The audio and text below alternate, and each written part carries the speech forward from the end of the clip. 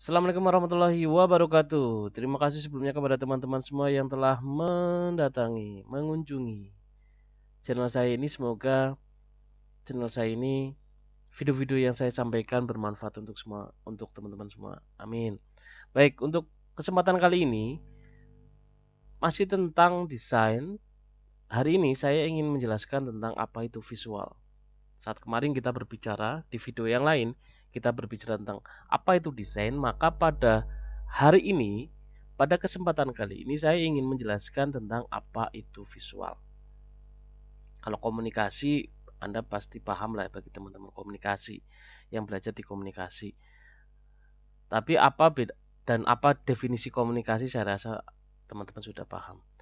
Tapi bagi apa itu desain dan visual ini yang harus dijelaskan. Baik, yang pertama yang akan saya sampaikan pada kesempatan kali ini adalah apa itu visual.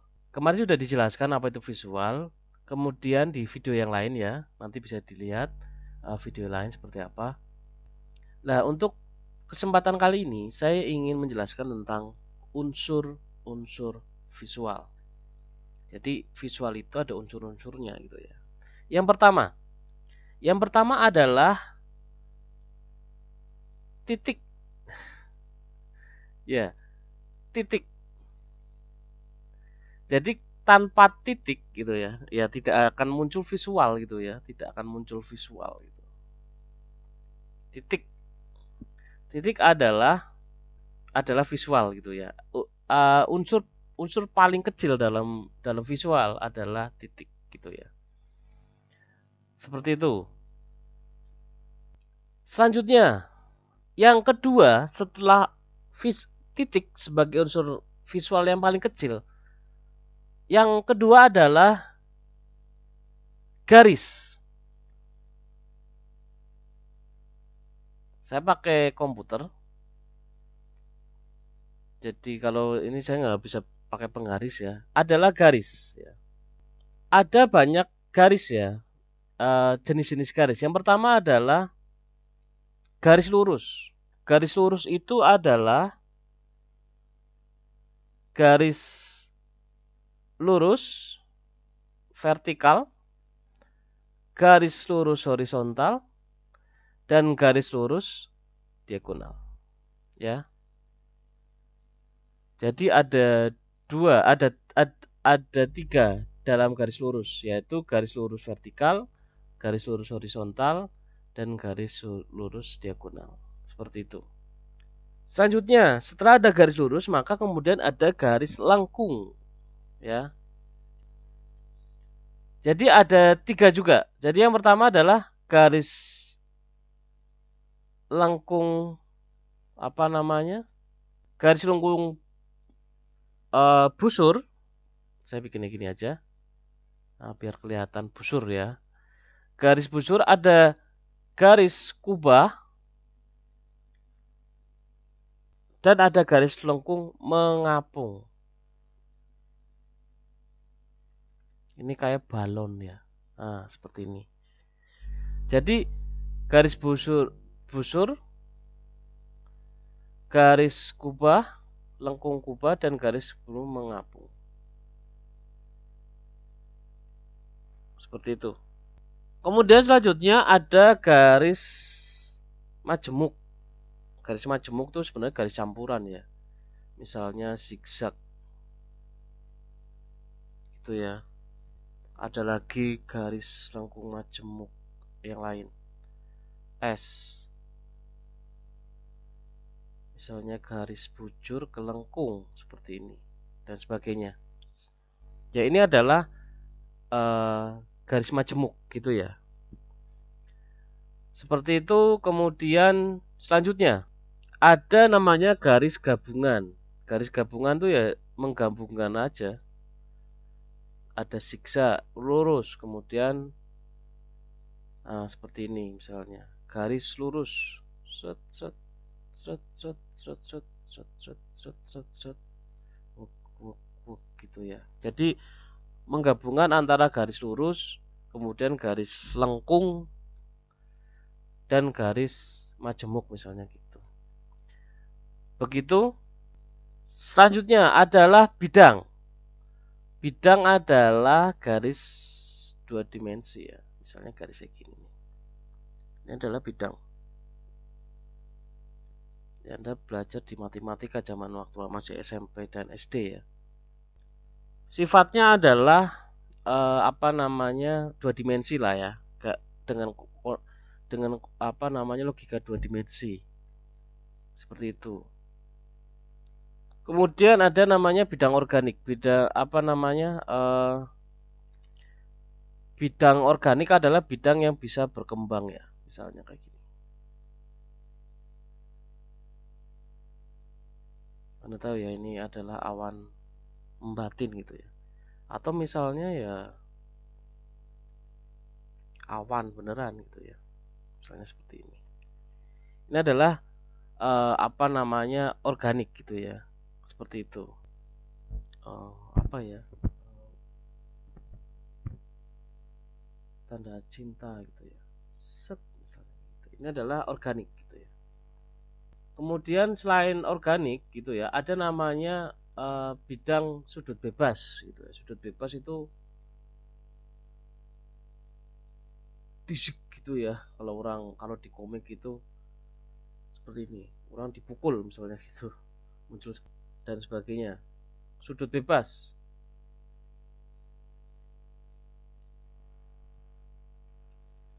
Kemudian selanjutnya adalah bidang gabungan ya, bidang gabungan. Misalnya kalau saya memakai bidang gabungan, tadi kita sudah belajar gini, kemudian bidang gabungan. Nah, ini adalah bidang gabungan ya.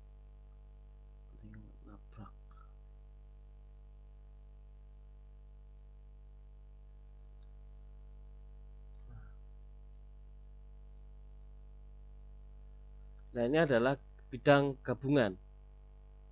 Kemudian selanjutnya ada namanya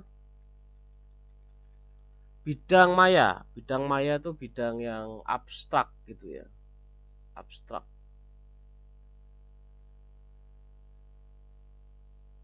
Abstrak tapi bisa dikenali. Oh, ini maksudnya apa gitu ya.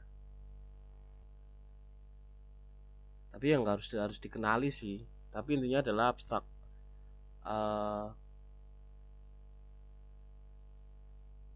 Abstrak lah intinya kayak gitu. Oke, yang selanjutnya adalah ruang ya.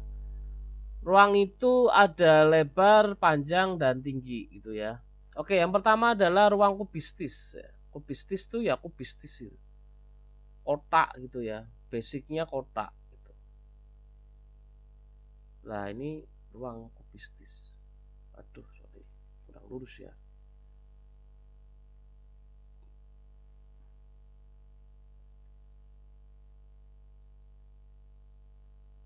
Nah, apa lah ya sadarnya ya. Ini adalah ruang kubistis.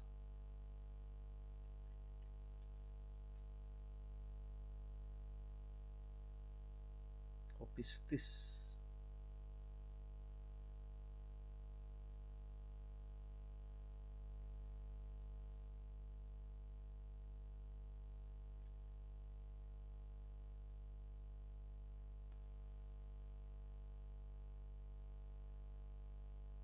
Oke. Kemudian selanjutnya ada namanya ruang silindris ya. Namanya ruang silindris. Ruang silindris ya hampir sama sih dengan apa namanya? Dengan kubistis ya. Cuman bedanya adalah ya dia melingkar gitu aja. Kalau tadi prismanya ini gitu, kita bikin lingkaran seperti ini gitu. Ini adalah ruang silindris gitu ya. Kemudian selanjutnya adalah ruang variasi. Nah, ruang variasi sebenarnya ya divariasikan saja gitu ya. Misalnya kayak gini aja deh. Nah, Anda pasti pernah tahu ya ini apa ya? Jam. Jam pasir gitu. Atau mungkin seperti ini. Ini adalah ruang variasi. Nah, seperti ini. Ini adalah menjadi gabungan gitu ya, divariasikan. Gitu. Bukan gabungan ya, divariasikan itu. Selindrisnya divariasikan atau kubistisnya divariasikan. Nah, kemudian selanjutnya adalah gabungan. Ya, ini gabungan antara silindris dan kemudian apa namanya kubistis misalnya. Misalnya saya bikin apa ya? Oh ya, bikin ini aja. Ini adalah silindris. Kemudian saya bikin kubistisnya.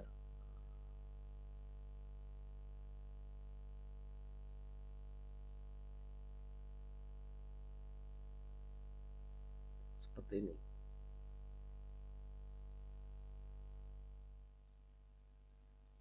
Nah, ini adalah kubistis dan silindris gabungan, gitu ya. Ya, selanjutnya adalah warna, gitu ya. Warna itu sudah dijelaskan di video sebelumnya terkait dengan warna RGB, CMY plus K gitu ya, grayscale, scale, kemudian black white misalnya. Nah, ini sudah dijelaskan di video sebelumnya. Silakan Anda bisa buka video sebelumnya ya, terkait dengan apa itu RGB, apa itu CM plus K, grayscale, BW, black white dan sebagainya gitu ya. Ya, kalian saya rasa perlu memahami secara detail 4 ini gitu ya, harus paham gitu. Selebihnya kayak warna lab gitu ya, HLS dan sebagainya gitu, saya rasa nanti bisa dipelajari selanjutnya. Tapi yang pasti Anda harus paham tentang apa itu RGB, CMYK, grayscale dan BW. Oke, setelah tahu Anda tentang titik, kemudian apalagi garis, kemudian bidang, kemudian ruang dan warna, selanjutnya adalah terkait dengan terakhir ini ya, yaitu terkait dengan tekstur gitu ya, tekstur. Nah, dalam desain komunikasi visual itu tekstur itu sesuai dengan definisinya, tekstur itu tidak bisa tekstur itu dipahami secara visual ya, bukan secara penginderaan peraba. Jadi desain komunikasi visual, karena kita belajar desain komunikasi visual, maka tekstur yang dipahami adalah tekstur dalam pendekatan visual gitu ya. Jika Anda melihat gambar ini, apa yang Anda rasakan? Teksturnya apa? Halus, kasar, atau apa? Anda tahu ini apa? Ya, ini adalah kayu. Anda rasakan seperti apa? Seperti itu ya. Rasakan. Anda merasakan saja melalui visual, Anda bisa merasakan seperti apa gitu. Tidak perlu harus meraba gitu. Melalui pengalaman Anda, apa yang Anda rasakan.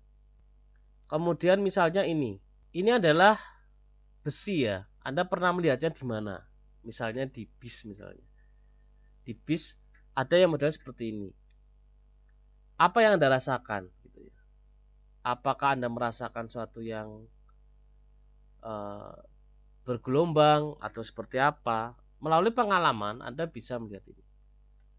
Bisa merasakan, tidak harus menyentuh, tapi Anda bisa merasakan bahwa ini nanti teksturnya merasakan seperti apa. Ya, mungkin itu saja dari saya.